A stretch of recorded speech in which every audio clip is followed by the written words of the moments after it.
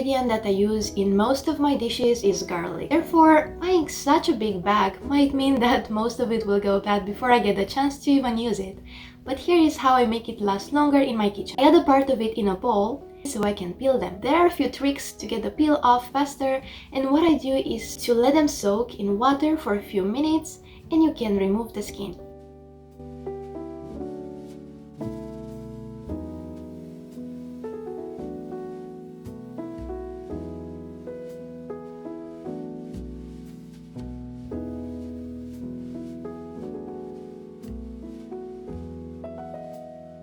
In case it is still difficult to remove it, lay a clove of garlic on a cutting board and slice off the stem end. Place the flat size on the knife on top of it, push down and apply pressure until you feel the clove smash. The skin will split apart around the clove of garlic. Pluck the skin off the garlic. It will come off in big, nice pieces. Now it's time to blend it. You can either mince it or cut into small pieces with a knife. I blend until it is about to become a paste, but feel free to choose your own preferred texture.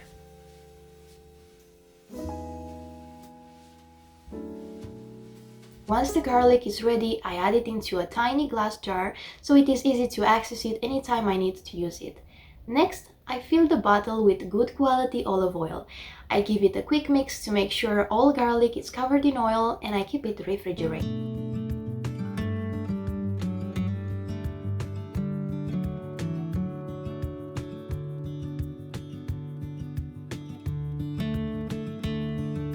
As you can see, when I need it, I just take a tablespoon of it.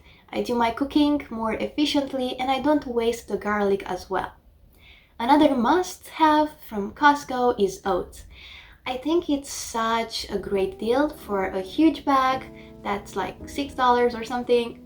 And because the bag is so big, it might become hard to store it, and if you do get it, you might forget about it somewhere in the basement of your house.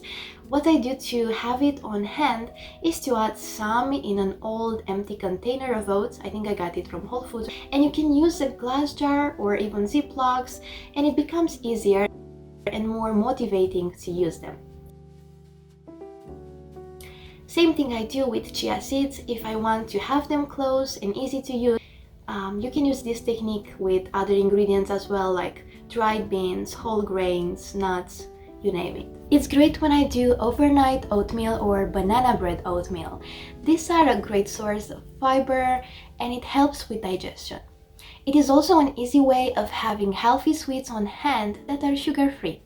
This Gouda cheese is high in vitamin K, a great vitamin that helps with the absorption of vitamin D. But guess what? The vitamin D helps the calcium to absorb better in your body, but the packaging makes it less convenient to snack on. And once open, if you don't store it properly, it will get dry and it might end in the trash. I will show you 2 ways I do it, but first things first, let's remove the wax.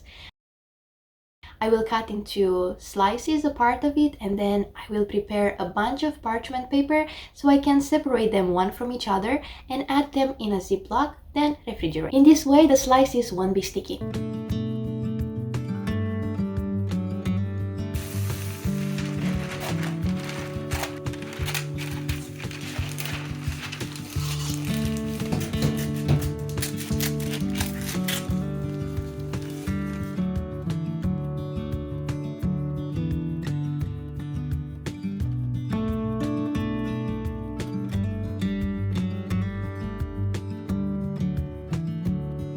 The rest of the cheese I'll cover in plastic wrap so it is easy to unpack when I need it.